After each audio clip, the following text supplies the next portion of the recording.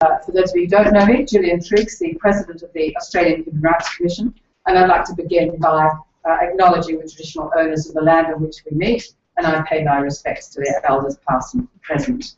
May I also welcome the audience and the organisations that are represented here today, and for those that have travelled to be here for this fifth and final public hearing into the condition, the mental and physical welfare of children held in mandatory detention. Before I call the Honourable Chris Bowen, as I shall in a few moments, I just wanted to take this opportunity at the last of the public hearings to make a few comments about the work of the Commission in respect of holding children in detention. Many of you will be aware that one of the stimulants for this inquiry was that 10 years ago, in 2004, we conducted our first inquiry into children in detention, and that was reflected in the work, the report, A Last Resort, and the Commission has maintained its work in this area ever since. My predecessor, the Honourable Catherine Branson, conducted an inquiry into the means by which the age of children held in detention, particularly those suspected of people smuggling, was determined via wrist x-rays in 2012. That was a particularly successful exercise in the sense that the government fairly readily accepted the recommendations that were made, that the wrist x-ray process was not appropriate, and policy was changed. You'll also recall that shortly after the report, The Last Resort, in 2004, most, if not all of the children were released from detention a short period after that report. So we've seen positive responses from the work of the Commission with regard to these inquiries. We've also conducted immigration detention facility monitoring visits over the years, particularly in the last couple of years on Christmas Island, in Darwin, in Leonora, in Western Australia, and at Villawood. We persistently and consistently make submissions to parliamentary committees that raise concerns about the rights of children subject to immigration detention or to third country processing. And we've made submissions to the Joint Select Committee on Australia's Immigration Detention Network, to the inquiry into Australia's agreement with Malaysia, with regard to the expert panel on asylum seekers, and to the Joint Parliamentary Committee on Human Rights on the regional processing system. We've intervened with, of course, the consent of the High Court of Australia in the so-called Malaysia solution case, which concerned the transfer of unaccompanied children to Malaysia in 2011.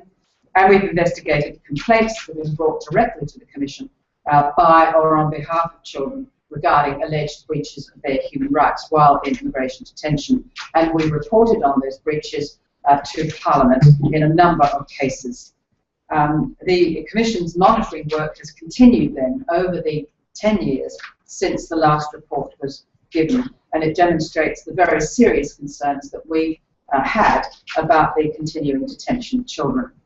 In April 2013, the numbers of children in closed immigration detention began to reach unprecedented levels in Australian history.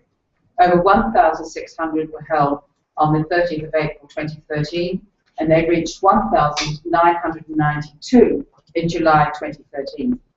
In light of the significant increase in the numbers of children being detained, the Commission then planned an investigation into the detention of children 10 years after our first report named The Last Resort. However, given the very clear likelihood of a federal election last year, it was decided by me that it would not be appropriate to call a national inquiry in mid-2013. We would move, we knew, very rapidly into caretaker mode, and to hold an inquiry at that time of the peak of children held in detention would not have been a helpful exercise. We then waited until the election and until 6 months after that election for the new government to adopt any changes that it might choose to do so with regard to the holding of children in detention.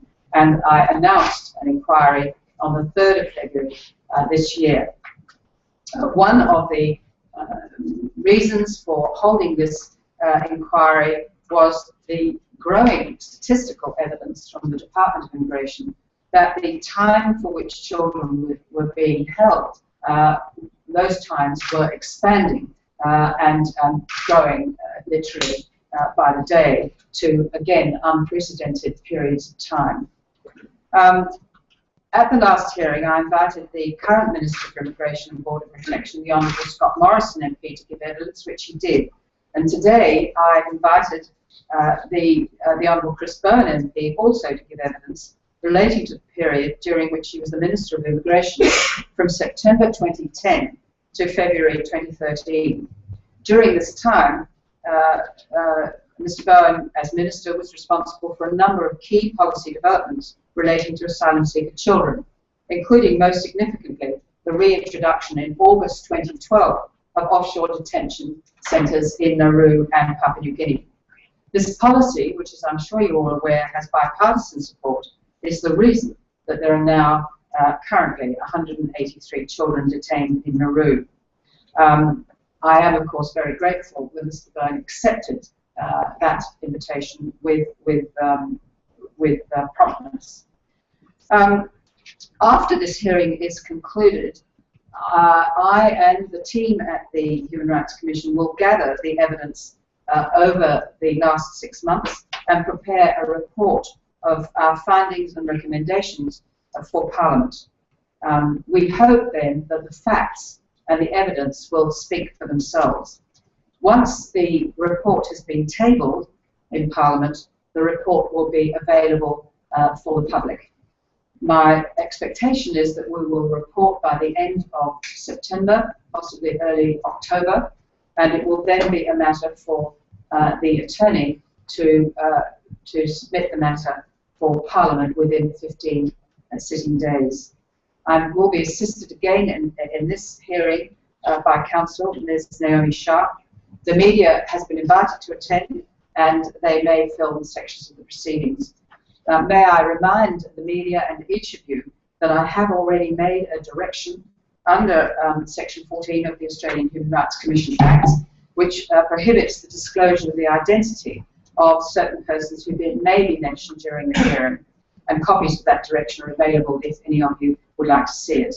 The hearings today will be recorded as usual, and a transcript of the evidence will be available on our website relatively soon.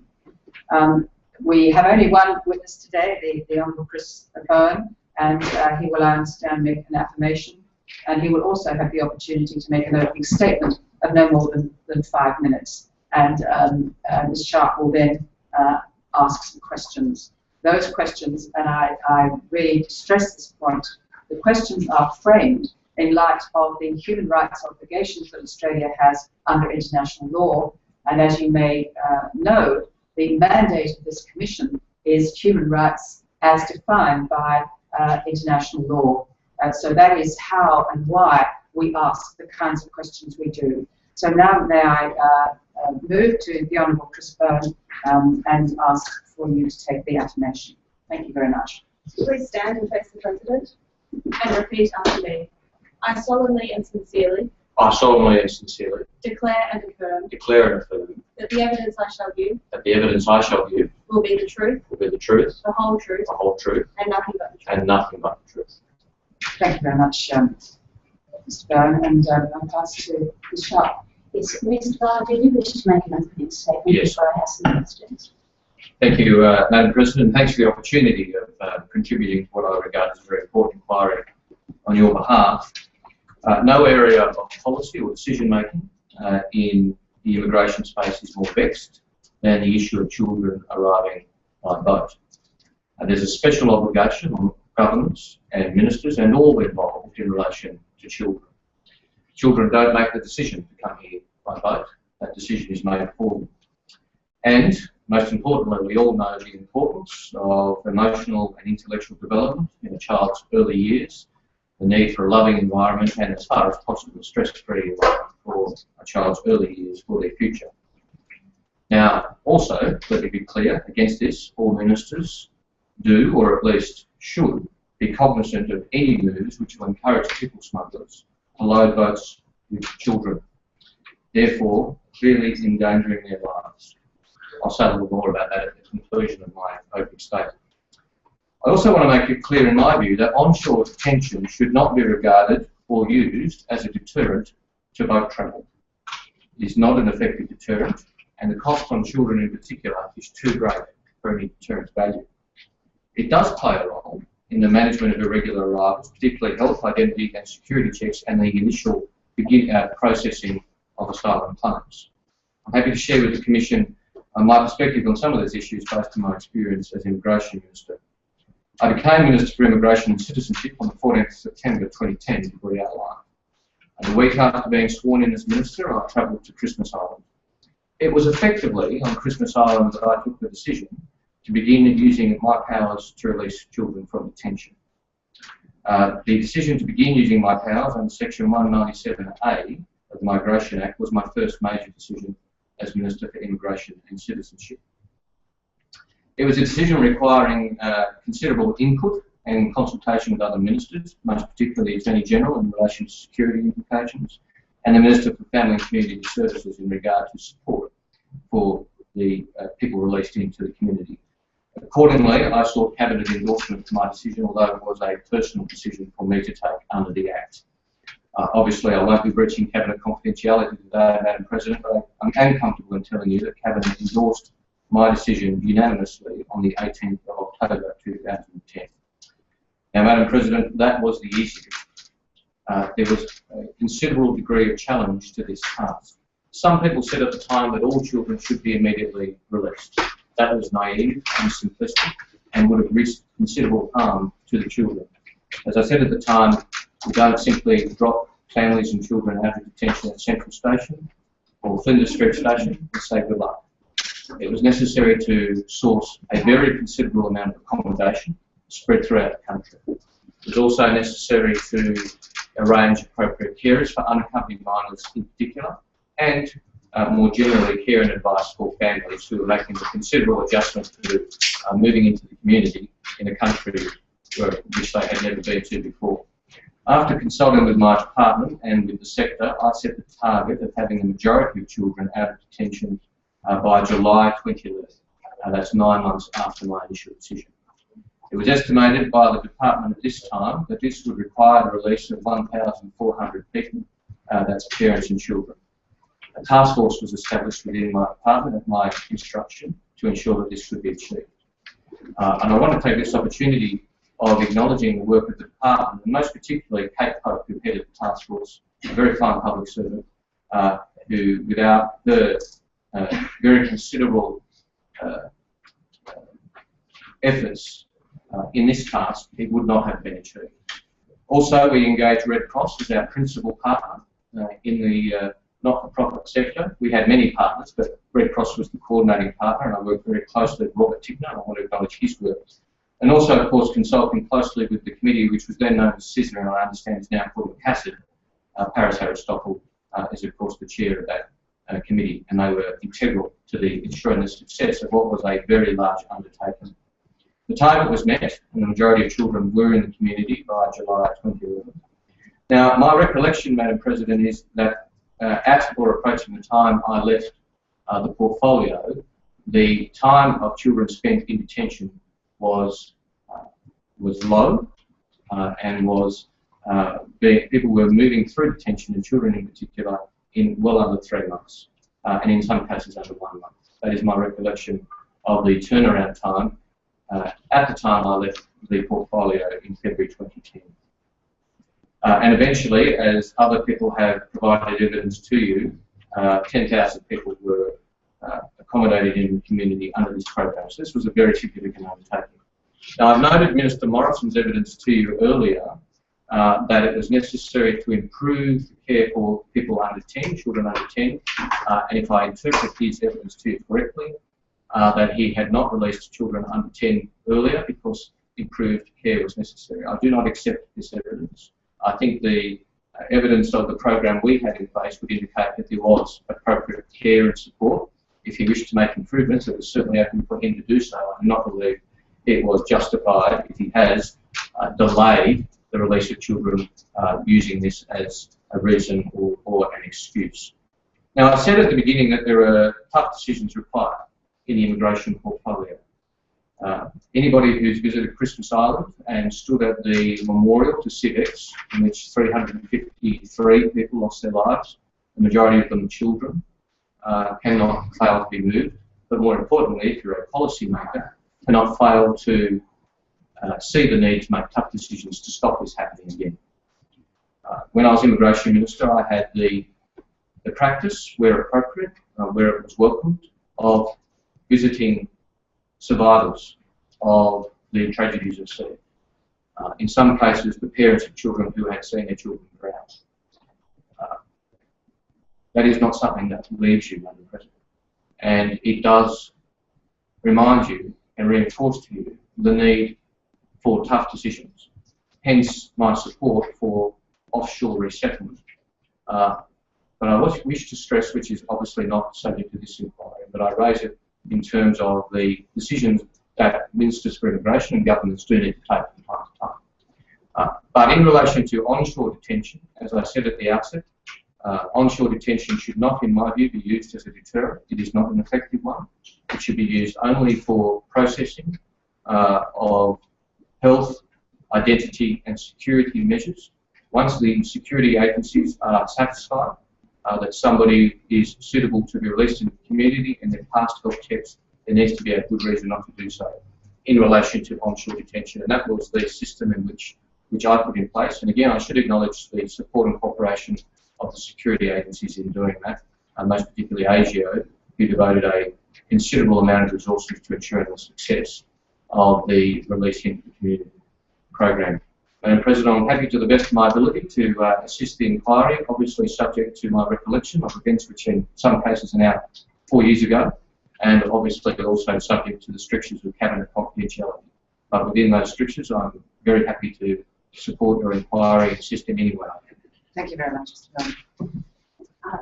Mr. Bowen, as you've mentioned in your opening statement, in October 2010, you announced that the government would release a significant number of families and children out of closed immigration detention and into the community in the period through to the next 9 months. Now, between 18 October 2010 and 19 July 2012, 4,234 people have been approved for community detention, including 2,008 children. Can you explain to us why the decision was made in October 2010 to release these families into community detention? Well, as I mentioned, it was the first major decision I took as Immigration Minister. Effectively, I took the decision on Christmas Island, seeing the conditions on Christmas Island. Although there was a considerable amount of work to be done, I remember travelling back from Christmas Island and instructing the officers who were travelling with me to begin the process, which would lead to me using my powers under Section 197A of the Migration Act to begin releasing people from detention, most particularly children, and also families, with an emphasis on vulnerable families, pregnant women, and others in need of the most urgent transfer to the community. I took the view, as you know then, and still to some degree now, technically children were not in detention centres, they were in what is called APOS, alternative places of detention, some of which are better than others, but none of which were entirely appropriate or appropriate for the long-term accommodation of children. And so while APODs could be improved, I took the view that clearly onshore detention was not working as a deterrent, and therefore people, most particularly children, should be removed as soon as possible, bearing in mind all the accommodation and care and support measures that were necessary to put in place. When I returned to Canberra, I briefed the Prime Minister the then Prime Minister on my intention to exercise those powers. She indicated she would be supportive of that, with all the necessary arrangements being put in place. And I must say the Cabinet process was particularly fast, being sworn in on the 14th of September, and the Cabinet approving that decision, endorsing that decision on the 18th of October, was a fast turnaround for a significant government program. And Mr. Bowen, what advice led you to make this decision in October 2010? Well, it was a personal decision, although of course I did quickly consult with the then Secretary of my department, Andrew Metcalf. He was again supportive of the decision and indicated the department would do whatever it took to make it work.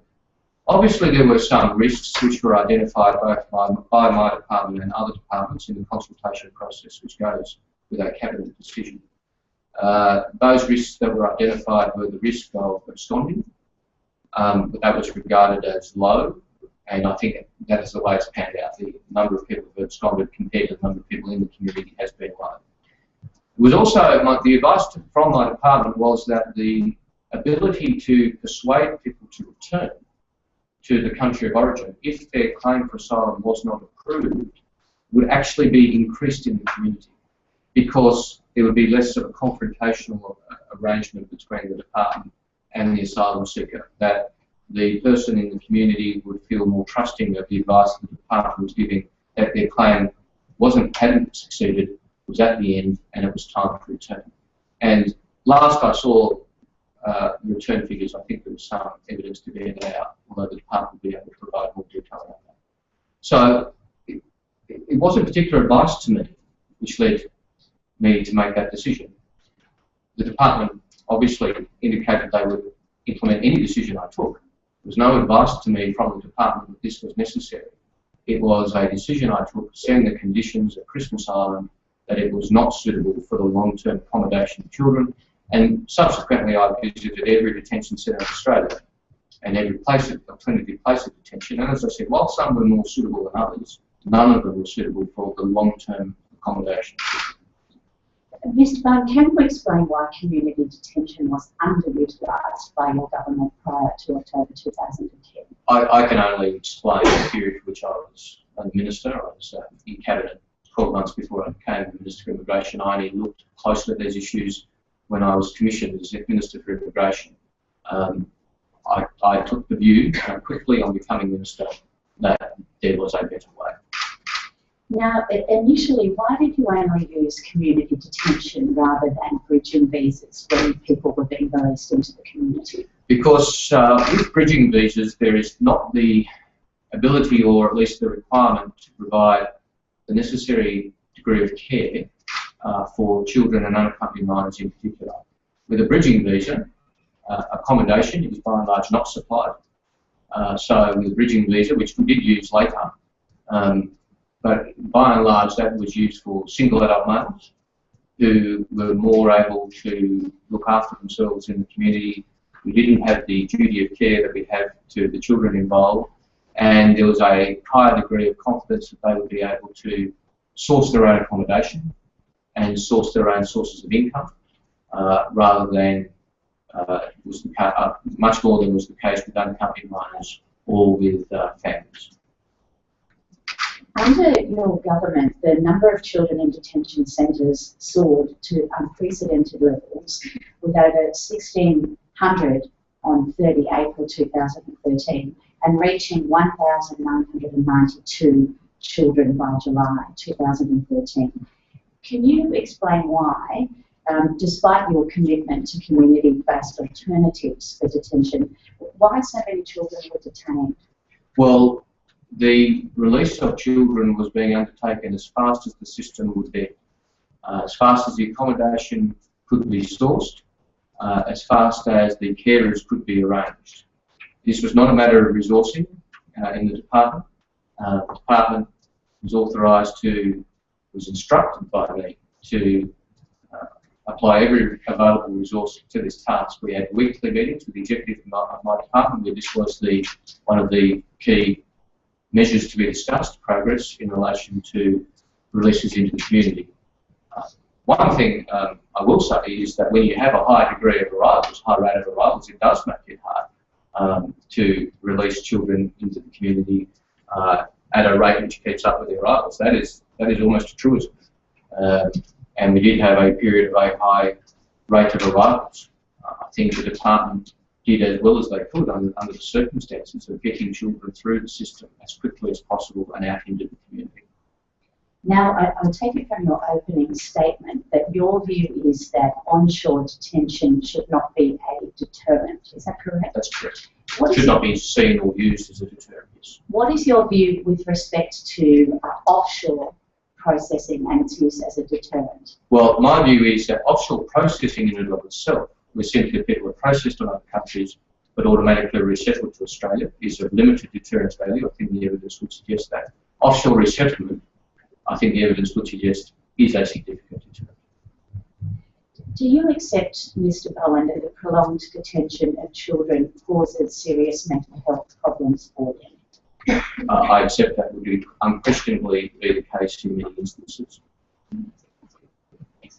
I think, Mr. Bowen, you will be aware, of course, that we've had Nauru Mark 1, where evidence was already becoming available as to the impact detention is having on families and in this case, children. In light of knowing that likely outcome of detention of children, did you take that into consideration, and if not, why not? Well, every Minister for Immigration takes everything into consideration, the pros and cons of every approach. I said before that onshore detention is not a deterrent, or at least nowhere near as effective a deterrent as to justify the social costs for the people who are detained. If you can have a system which is an effective deterrent, which may involve some form of detention and offshore resettlement, and that leads to less people dying at sea, that is the sort of equation that a minister reluctantly will have to undertake in any decision that minister takes, or indeed the broader government has to take.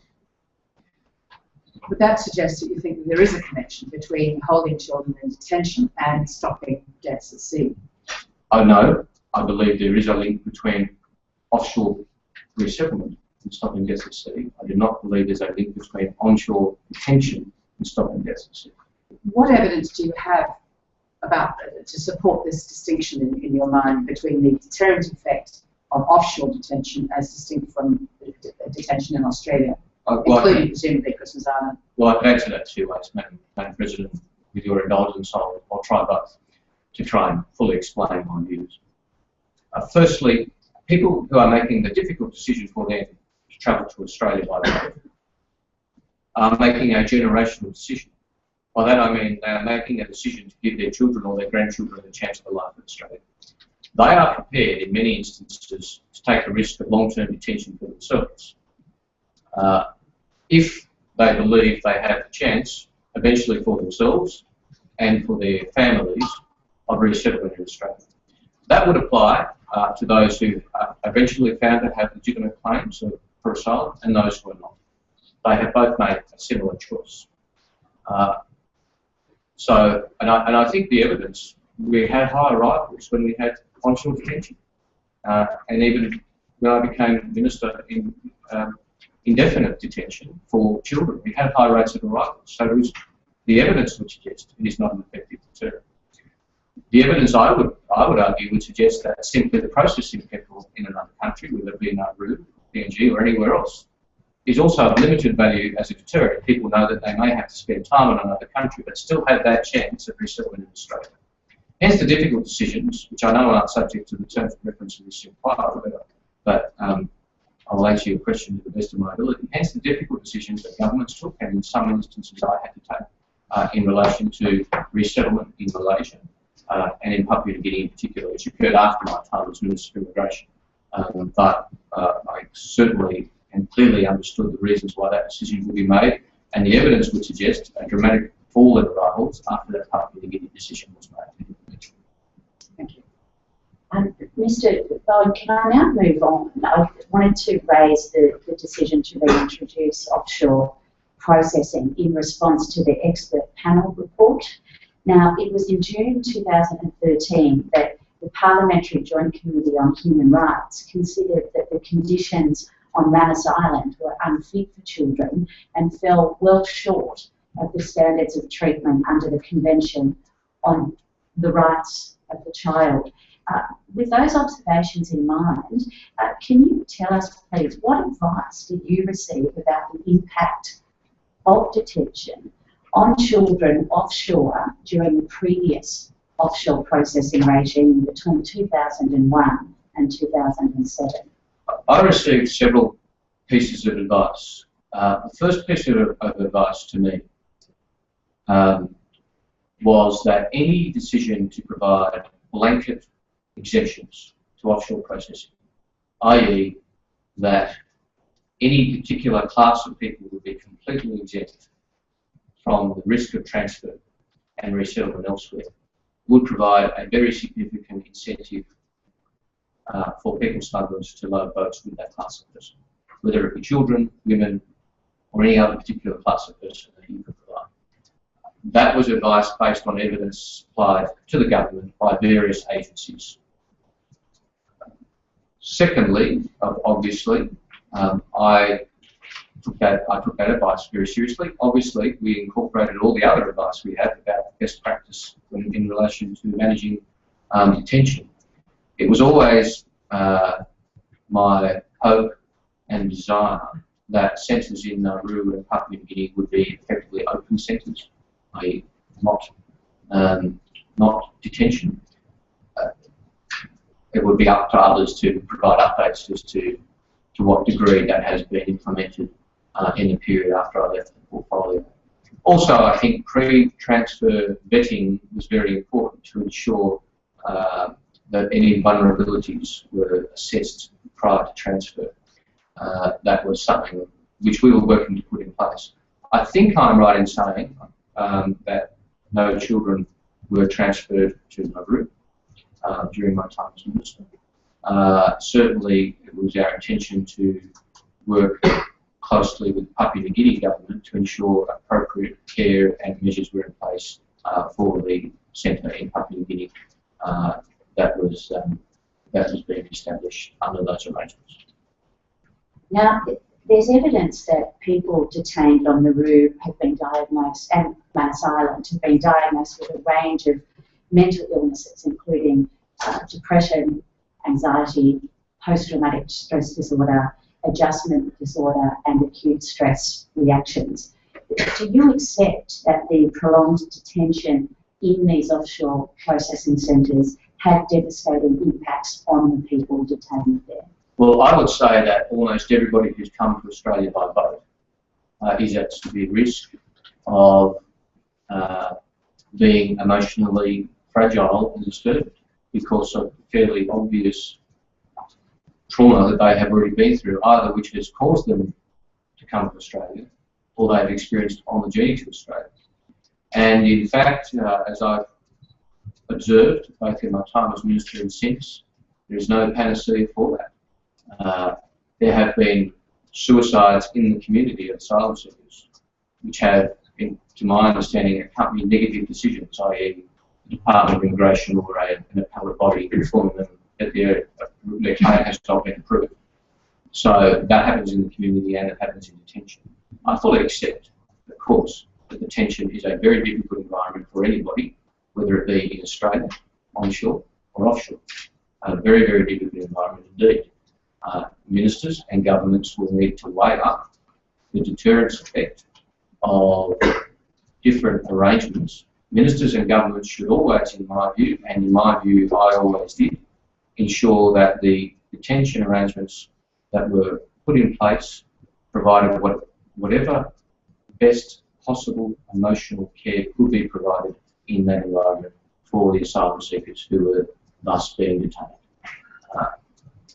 Hence, as I said in my opening statement, my view, which I reached very quickly, that onshore detention was not a deterrent and should not be used for those purposes. Mr. Bowen, I might put the question a bit more bluntly. Do you accept that offshore detention has had devastating impacts on the people so detained? I accept that there have been devastating impacts on people who are involved in this terrible saga. There are devastating impacts on those who died at sea.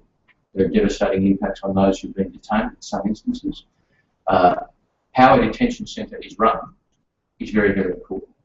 I can only vouch for the decisions I took when I was Minister and the steps that I was seeking to put in place, some of which continued after I left the portfolio, to ensure appropriate care and support for people, regardless of whether they were in the community or detained offshore.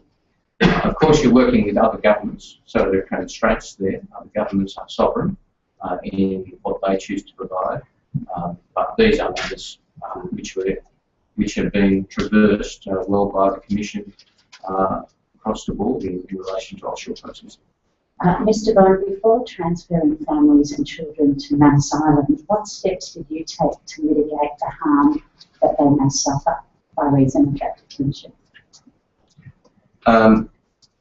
I put in place plans and processes for appropriate vetting, and discussions were well in place with the Papua New Guinea government, Red Cross, Salvation Army and others about what support and care could be provided.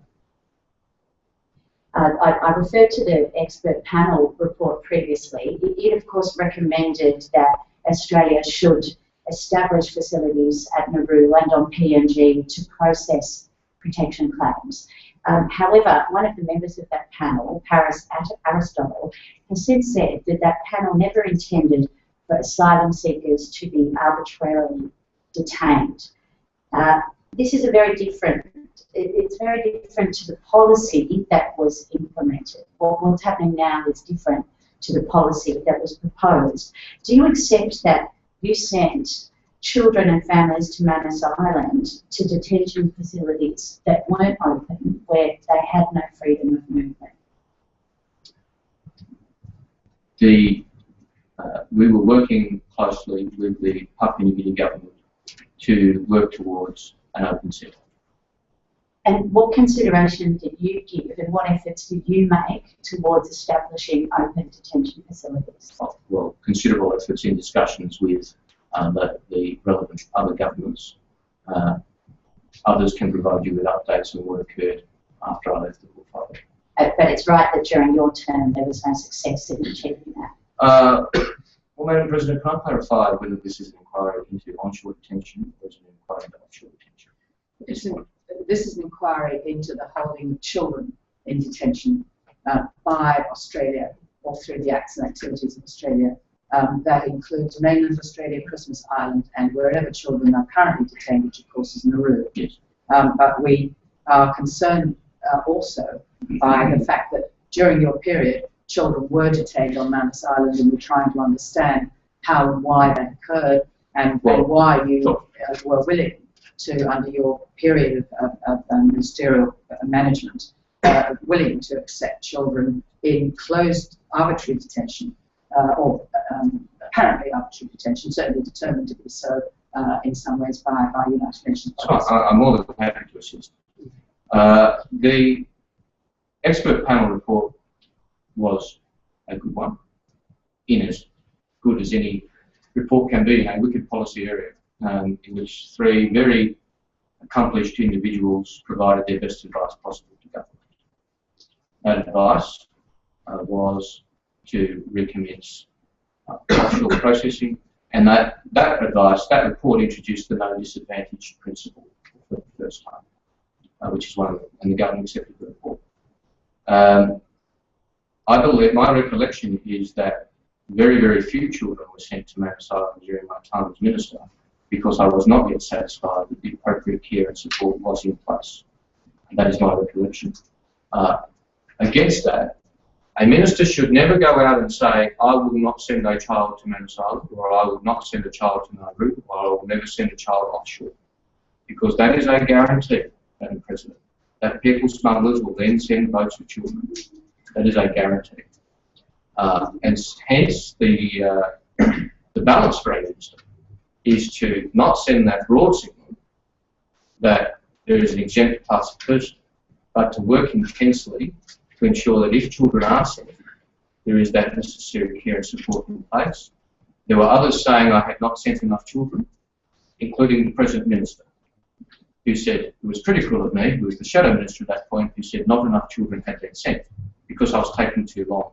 Because I was taking time before I would authorise any transfer of a child, because I would not do so until and unless I was satisfied. I respect, of course, what you're saying and how you attempted to analyse this through at the time. But one thing that we're really trying to understand here at the Commission is what is the evidence for forming these policies? You've said you've been told that if you made a class distinction, if you like, about children, that would lead to more children on boats and perhaps by implication more losses and deaths. Yes. What's your evidence for this? Well, there was very clear advice to government from various agencies, including intelligence agencies, that was the case. Very clear advice to government. By that you mean ASIO was advising you and others that were you to make a difference in relation to children? A blanket exemption, a publicised, announced blanket exemption, yes. So as far as you were concerned, it was a matter of making a balanced judgment. Correct. Correct. You knew that the consequences for children, or you've been advised as to the mental consequences, physical health consequences for children, but as far as you were concerned, you were prepared to make that determination. I was prepared on the higher value in your view, that it would prevent more coming. What I was not prepared to do is make an announced decision that children would not be sick. I was not prepared to do that because the implications of that were very clear. And Madam President, I was not going to be in a situation where a blanket exemption that I had authorised led to a boatload of children drowning and sinking at sea. I was not prepared to do that. Having said that, with no alacrity did I want to send children to Manus Island or to anywhere else.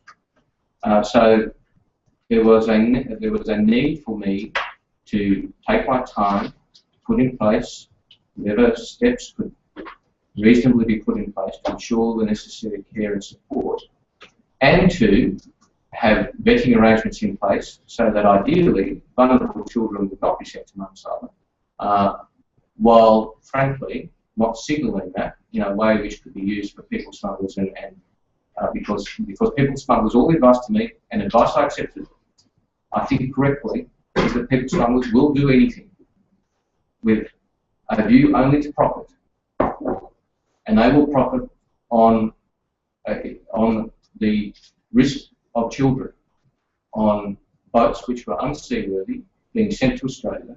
I did not want to see the situation where children were deliberately and calculatingly put on boats to exploit some blanket exemption which I had issued. I would not do that, and I would not do that today if I was in the same situation. Well, I think, of course, one must take into account your concerns about stopping people smuggling. That's something no Australian wanted to see, nor does anybody globally. But the difficulty that the Commission has with that determination is that as a matter of international law on the Refugees Convention, you may not use any asylum seeker, but perhaps most particularly children, as a vehicle for a deterrent policy that may or may not be linked by the evidence to stopping people smuggling. Did you consider Australia's international legal obligations and not using children as a deterrent, because in effect that constitutes a penalty in relation to those children to achieve another objective? At all times, of course, our international obligations were not only considered, I would use stronger terms. They were always honoured. In fact, again, I was criticised by my shadow minister for caring too much about what the UNHCR thought. I worked closely with the UNHCR, with Commissioner Deterrence, with Deputy Commissioner Erica Feller, on all these matters, whether it be the proposed arrangement with Malaysia, which the United Nations High Commissioner for Refugees was a part of those negotiations, and accepted the outcome. I do not argue to you that UNHCR was entirely pleased with all our policies at all times. But the UNHCR was always part of the process, was always consulted by me, and where possible was always closely involved in those decisions. And the Refugee Convention, as you would acknowledge, Madam President, is often quoted and sometimes little understood. The Refugee Convention does provide obligations on Australia which were always, in my time, and I believe at the time of my predecessor and immediate successors, honoured closely. Well, I really do need to pursue that point. How could you say that you're complying with technically Article 31 of the Refugees Convention, that asylum seekers should not be penalised? How can you say that you're meeting that in relation to children when they were sent to Manus to closed mandatory detention in those conditions? Well, the Convention says that asylum seekers should not be penalised because of the form of their arrival. You could argue that any form of detention is penalising an asylum seeker. But the decision on how to deal with asylum seekers was not based on form of arrival, it was based on whether there was a valid visa. Whether it was a valid visa. So there are asylum seekers who arrive by aeroplane and have a valid visa and then seek asylum. That is not a distinction on form of arrival, it's a distinction about whether somebody came to Australia with a valid visa or not. But the Refugee Convention was always, in my time as Minister, time of my immediate predecessor and my two immediate successors, in my view, always on. Bearing in mind that what you've just told this inquiry about not wanting a blanket exception for children going to offshore processing, but can you explain why it was that in June 2013 all children were transferred off Manus Island? Well, I wasn't the Minister for Immigration at the time, so I can't know. You were still a member of the government. And that would be a personal decision of the Minister at the time.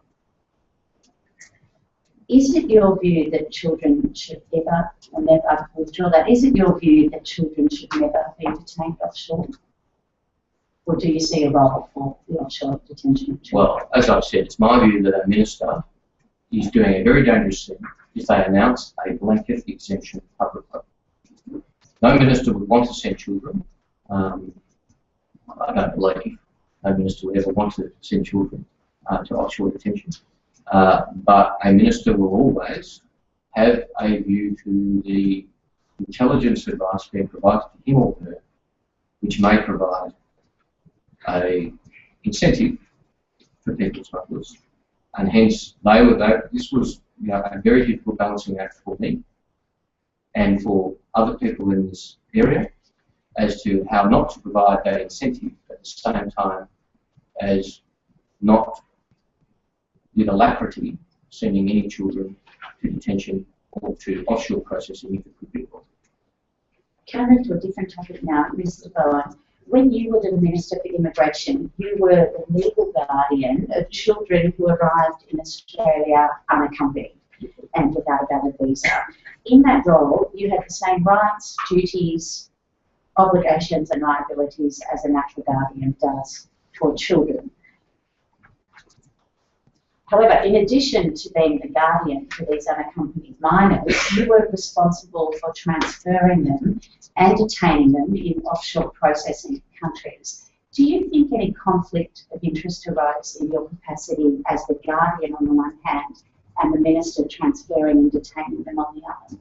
I think that this is an area which could potentially be reformed, and I was considering reform.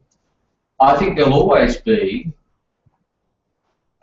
a role for an obligation on a minister to make decisions to support the integrity of the immigration system, which involve either transfer overseas or deportation. I mean, ministers quietly, out of the glare of the media, ministers for immigration have to make difficult decisions about deportation every day, about matters which have nothing to do with asylum seekers. But a Minister for Immigration makes 5,000, on average, personal visa decisions a year, most of which would lead to deportation or removal from Australia, many of which would involve children. So the point I'm making is the Minister for Immigration will always have to make those sorts of decisions. And even if the Minister for Immigration was not the legal guardian of those people, he or she would still have to be authorised to make those sorts of decisions. So you could appoint another guardian, you could appoint a children's commissioner or another individual's guardian. But the Minister for Immigration is still going to have the power to overrule that guardian if that guardian makes a submission that the child shouldn't be deported or transferred or any particular decision made. The Minister for Immigration is always going to be the ultimate decision maker. You could consider changing that system. I always took my role as guardian very, very seriously, as I think every minister does. But a minister will always have that balancing act to do as well about the broader integrity of the immigration system. Well, I appreciate the point that ultimately the minister makes a determination. The difficulty that we're having is understanding how, as minister and guardian of the child, you could consistently act in both roles. That would be an argument for reform, Madam President, which is known, and I think we can make. Yes, but the question I've got is why that reform didn't occur under your... it was not something I'd ruled out. It was not something I'd ruled out. But as I said, I didn't see it as a core reform because ultimately the same person would make the decision, i.e. me. You could have a process of submission to me from a legal guardian. You could do that, and that might be a worthwhile reform. But at the end of the day, either me or whoever else was sitting in the chair would ultimately make that decision. But at the end of the day, it's not the question we're asking. We're really saying it's one thing for a separately appointed person to act as guardian of the child to make a determination or recommendation, and you as minister to overrule it. That's yes. One. But there's a clear distinction between that being both the minister and the guardian of the child, yes. Particularly when, as you know, as guardian, you are required to act in the best interest of that child, and knowing the evidence, the conditions, and so on. It's a concern to the Commission that you continue to hold both positions without distancing yourself and appointing somebody else as guardian of the child. That's really, I want to understand why you didn't yourself. So this is at least an apparent conflict of interest, even if I have to make the final decision. Why did you not go ahead and separate yourself from that decision and appoint somebody else as well? It had been an arrangement in place for many, many years. I think I'm right in saying from the 1940s. I could be wrong about that, but that's my recollection. This was since the Immigration Act was formed in 1949. As I said, it's something that I had considered and had not ruled out. And there had been, my recollection is that there had been work commissioned as to how an alternative model might work. And it's something which is not, a change here is not something that I think I would oppose. But I do have to stress the point. Ultimately, if people are arguing that appointing a separate commissioner would lead to a guardian, and the children's commissioner is often the model suggested, would lead to a different outcome. That is, in most cases, not going to be the case. The Minister for Immigration is ultimately going to make the decision, which the Minister will need to make, as the current Minister and every other Minister has made, as I said, on roughly 5,000 individual decisions a year, majority of which are adults, obviously, but some of whom are children. There are decisions taken to deport where the person is not authorised to be. And they are difficult decisions for any minister to take. The ministerial intervention power is a very substantial one. And in those cases, the guardian makes submissions to the minister to say, I don't want to leave and I don't think my child should either. And the minister has to make the ultimate call. Yes, I appreciate that. I'm trying to get to the point. Well, I think we understand each other, Madam President. It's not a reform I think it would be a bad one. I think it's potentially a good one. But it's not. I didn't see it as a first order reform, given that in many cases it wouldn't change the outcome. You can see it might have been something you could usefully have done to at least avoid apparent conflict. Perceptions, potentially, but I was more interested in the realities than the perceptions. Thank you very much. Mr. Bowen, just to follow up on the President's questioning, in April 2012, when you were the Minister, the Parliamentary Joint Select Committee on Australia's Immigration and Detention Network actually recommended that legal guardianship of unaccompanied children in immigration detention be transferred away from the Minister. What was your response to this recommendation? What did you do about this? Well, my recollection is I commissioned work from the Department as to how an alternative model would work and what process could be done for government consideration of an alternative model. That is my recollection, and that work was underway. And is it your evidence that there is some good sense in transferring the obligation of guardianship away from the Minister? It's my evidence that it could be a worthwhile reform, but people should be clear that in many cases, in almost all cases, it would not change the outcome. Tell me, while you were Minister and while you were the guardian of unaccompanied minors, did you ever exempt any unaccompanied children from being sent offshore? Inevitably I would have, because not many children were sent offshore while I was Minister. But I wouldn't have announced it. Mr. Bowen, in 2012 you reopened the Pontville Detention Centre in Tasmania and you authorised the detention of unaccompanied children there. At one point in 2013, almost 300 unaccompanied children were detained, some of whom were detained for over 8 months. Can you explain why you didn't immediately release these vulnerable children into the community? Well, because people were being released. Children were being released as fast as the system, as I said in my opening statement, as fast as the system would dare. It was a system I had reintroduced, that children and unaccompanied minors be released in the community. But we needed to source the accommodation, which was a very substantial task. We had some assistance in the end from religious groups, because when religious groups would come and see me and ask for a fast transfer of children out of detention, I would ask them for accommodation, and some obliged. The Catholic Church, when they came to see me to argue for children to be released quicker, I said, have you got any former monasteries or convents I can have to accommodate people? And to their credit, they did. There's an example of the sort of challenges that we were dealing with in terms of getting children out of the system as quickly as possible. But I couldn't authorise the release of children to nowhere. They had to have accommodation supply. And I think the fact that 10,000 people were accommodated under the community release program is testament to the fact that the department did, at my instruction and the instruction of the government, apply the necessary resources to it. Would you have liked it to have happened faster? Of course. But it was happening pretty fast. When you look at the number of people who were being released on a monthly basis, of course what was happening is that people were moving through the system. So people get released into the community, their claim ultimately gets accepted or rejected, gets accepted, then they would move out of community detention and into the general settlement program. If it was rejected, then the process for return would commence.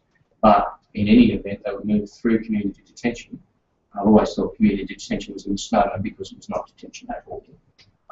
Apart from the fact that they were obliged to live at the address nominated by the minister, they were free to come and go, of course, at any time of the day or night and participate in community activities. So it's not really detention.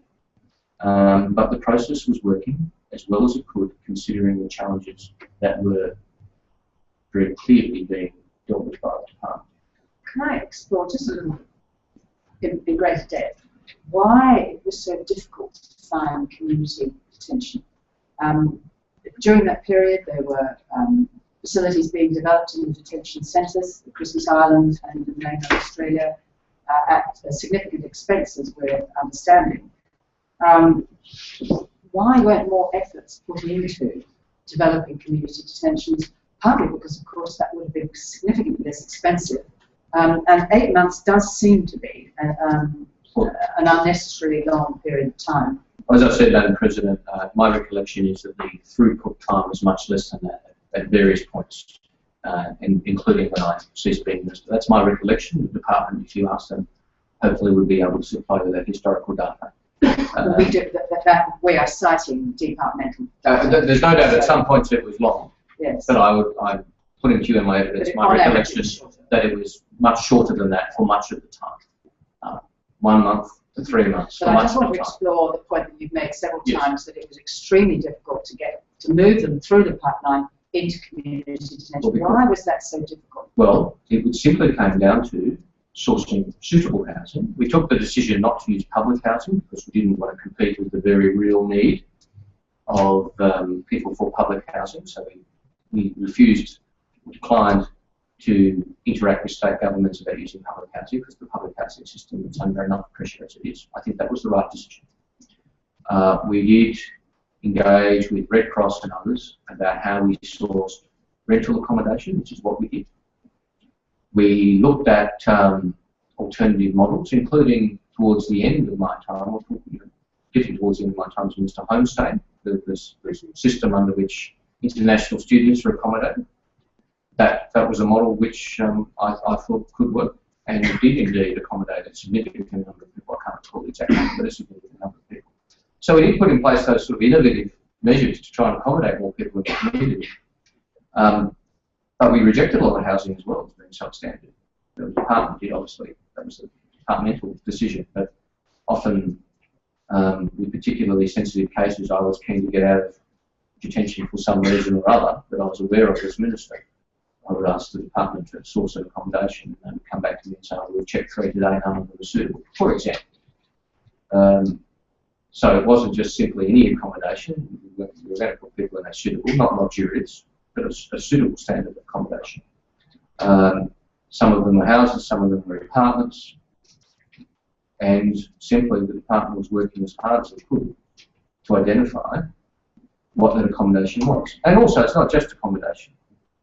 I mean, people, particularly unaccompanied minors, needed supervisors. You're not going to put, 5 14-year-olds in a house and leave them. I think we can all imagine what the implications of that would be. It would not be good.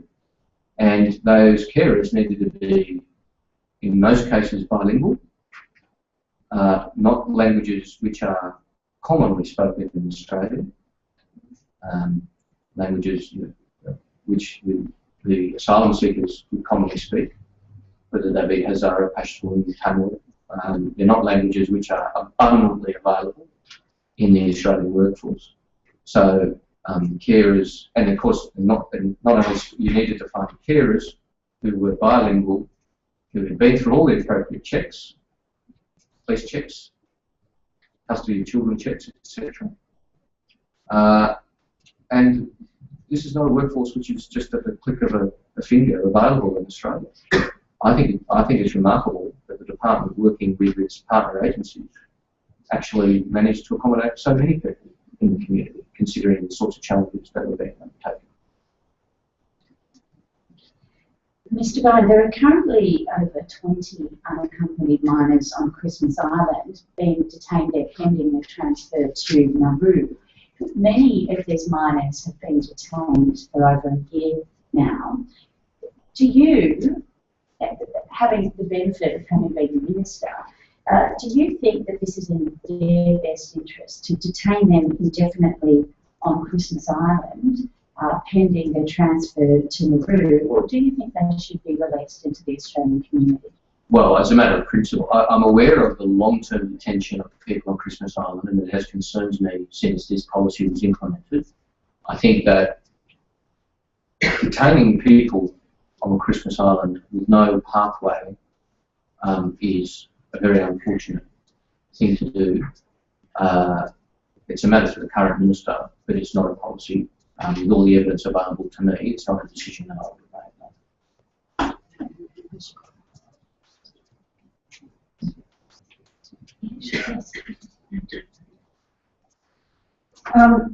One matter that I would like to take up with you, Mr. Bowen, is that you've raised yourself the question of whether claims are accepted or rejected.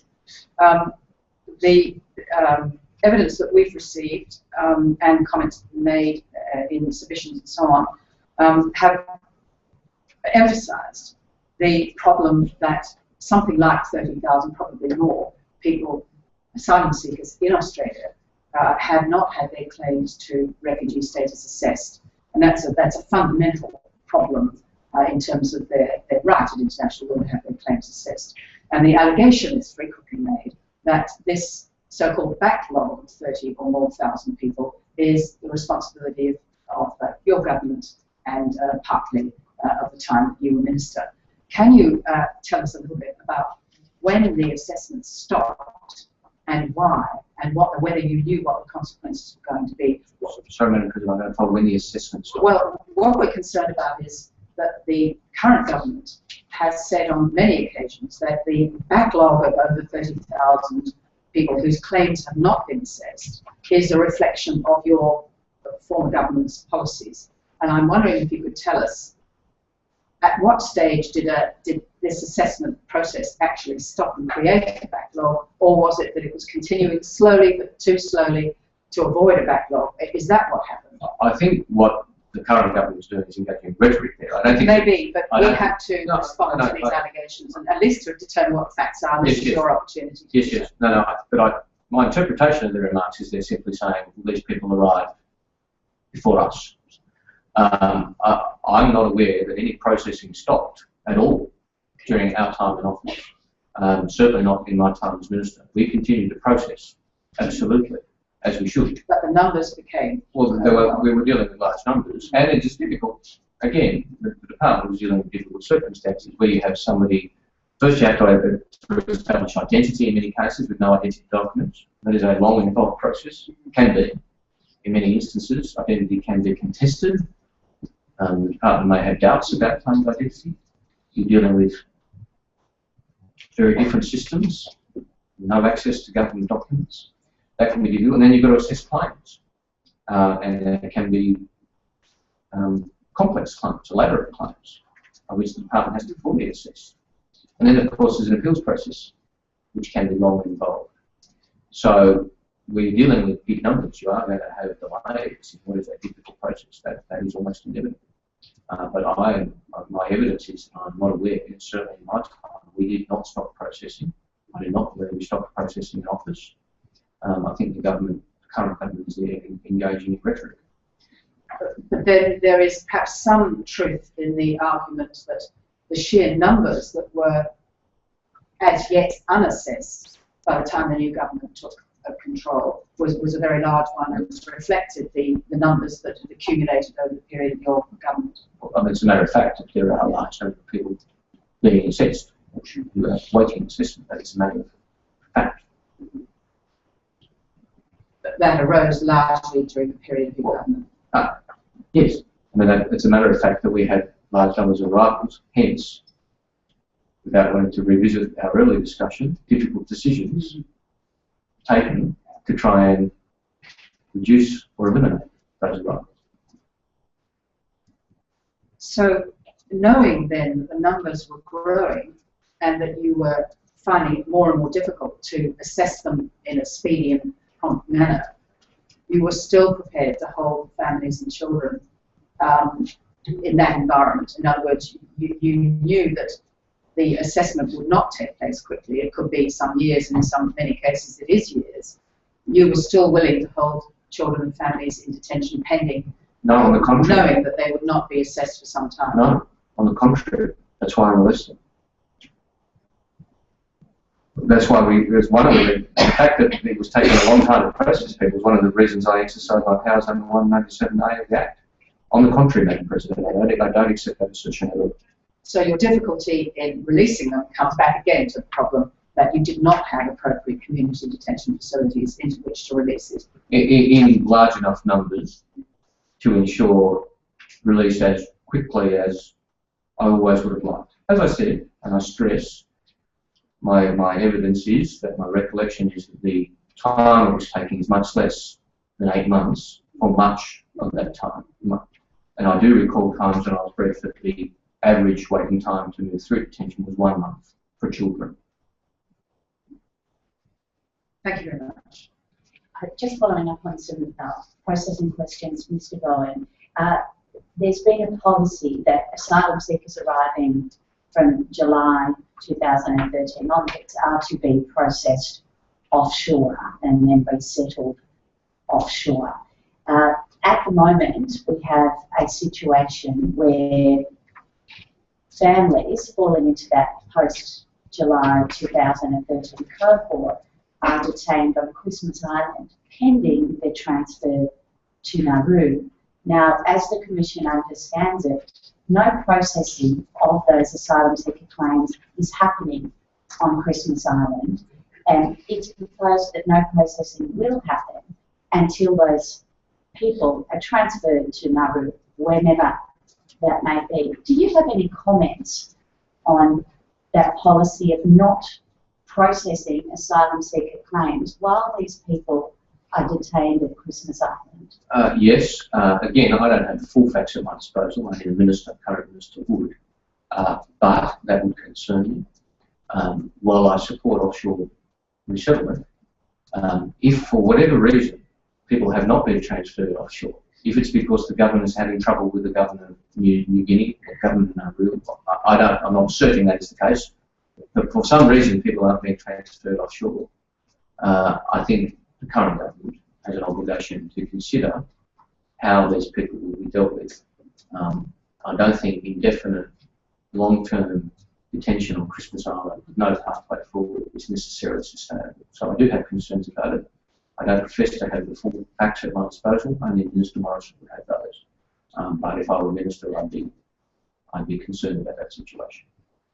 Mr. Bowen, you said in your opening statement that you made your policy announcement in October 2010 to release increasing numbers of children into community detention because of your experience in Christmas Island. Not because you've received advice, but because of your experience in Christmas Island. Do you think Christmas Island is an acceptable place to detain children and families?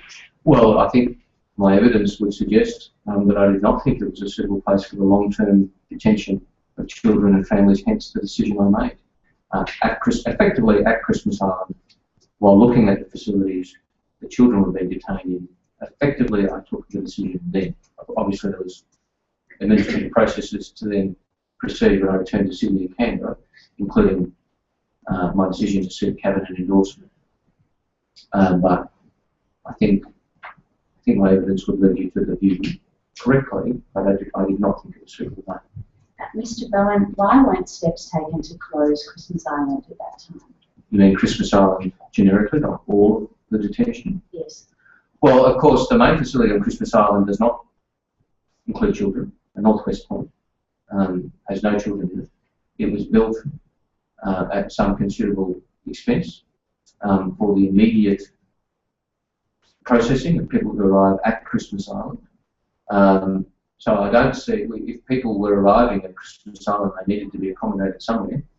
And again, the facilities on Northwest at Christmas Island, as you would be aware, Madam President, somebody who's visited on a number of occasions, are varied. I mean, Phosphate Hill is very different to Northwest Point, very different to the different facilities on Christmas Island. And I took the view that the facilities that children were being detained in were substandard, and it led me very quickly reached the view that we could do better.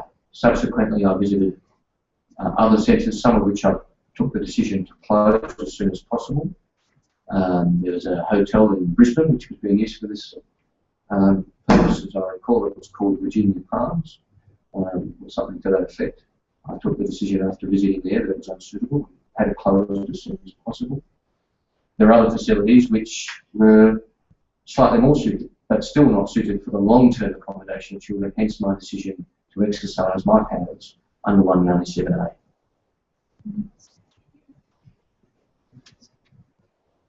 I was just wondering whether you also visited Manus, where children were sent. Did you go there? Yes. What was your view then? Well, I had the view that it would take considerable work before it was suitable for any children. That it was a challenging environment, but I have not visited any place where refugees are accommodated, whether it be Manus Island, Nauru, Christmas Island, mainland Australia, Lebanon, the refugee camps around the world, which are nice places. But I had the view that Manus Island, with the appropriate care and support and investment in infrastructure, was a necessary part of a resettlement process which would stop people dying at sea. But we come back to that previous evidence, which I don't wish to revisit, detain the Commission, but that previous evidence that while I couldn't issue a blanket public exemption, individual decisions, and it goes to Council Assisting's question to me as to whether I would have, when I was Minister, exercised my powers not to transfer people. Yes, I would have, and I did. I simply didn't wish to communicate that in a way which smugglers could capitalise on. With the benefit of having visited Christmas Island and with the benefit of your unique insights as the Immigration Minister in the past, do you think that family and their children are currently being held for prolonged, indeed indefinite periods in detention on Christmas Island to encourage those families to go home? In fairness, I could not comment on what the Minister's intentions are. It would be unfair of me to assert particular intentions on his behalf when I'm not aware of them. I'm not interested in making a cheap political point at his expense when I don't have the full facts at my hand. Mr. Bowen, there are currently about 150 children being detained indefinitely on Christmas Island, pending their transfer to Nauru. Do you have a view about whether these children should be released into the community pending that transfer to you? Well, I refer to my previous answer, which is I would be concerned, I am concerned as a citizen and somebody who has some experience in this field. I am concerned about the treatment of people who are being detained in Christmas Island for a long period, what it would appear from all evidence to me, as now an informed citizen, indefinitely. I am concerned about that, and I think, I would hope that the Minister would be considering what the options are there. He's saying clearly they'll be transferred, but we've seen no evidence that they will be. So that's simply not sustainable to keep them at Christmas Island forever. So he has some decisions to make.